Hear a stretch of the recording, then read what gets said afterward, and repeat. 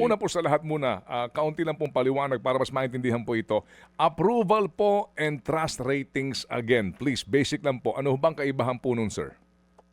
Yung approval rating ay pag-assess ng kanilang performance ng kanilang tungkulin. Ibig sabihin, hiwalay yan. Yung assessment ng presidente, hiwalay sa assessment ng vice presidente. Hindi nating magkaiba ang kanilang tungkulin at tinatanong natin sila kung sila ba'y aprobado o hindi aprobado sa pagganap ng kanilang tungkulin.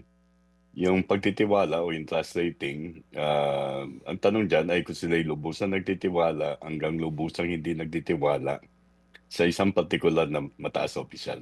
Mhm. Opo, klaro po yan. So Sir Ronald, ito po munang panahon ng paggagawa po ninyo nitong ulat ng Bayan Survey. Ano ho ba ang mga pangunahing balita noon na maari pong nakaapekto nga sa resulta po ng survey, sir?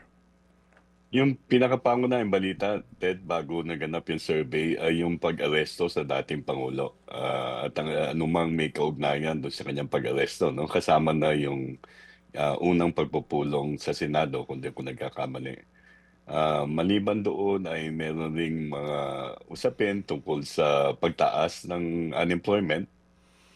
Nandan na rin yung mga kaganapan sa Estados Unidos, partikular na yung panukala na taasan ng taripa ng iba't ibang bansa. So sa domestic, talagang nangunguna sa balita yung may kaugnayan sa pag-aresto kay dating Pangulong Rodrigo Duterte. Mhm. At dito ho sa balita nga po na ating pong nabasa, pareho po ba? Kasi ang sinasabi po, March 23 to March 29, no? Yung Marcos public approval ratings fell by 17 percentage points from 42% in February to 25% in March. Ito hong trust din po, pareho pong 17 points din, sir, from 42 to 25%? Yeah, pareho silang bumagsak at parehong 17 puntos ang ibinagsak ng pagtitiwala at ang approval ng ni BBM. Okay, so parehong-pareho po. Can you elaborate po lamang, sir, please? Approval ratings po, ano pong kahulugan nito, sir? At ito hong ganito kalaki ay, ito ho ba ay maaring sabihin natin na kapansin-pansin talaga sa mga panahong ito na 3 taon pa ang panunungkulan ng Pangulo? Well, talagang significant siya, no?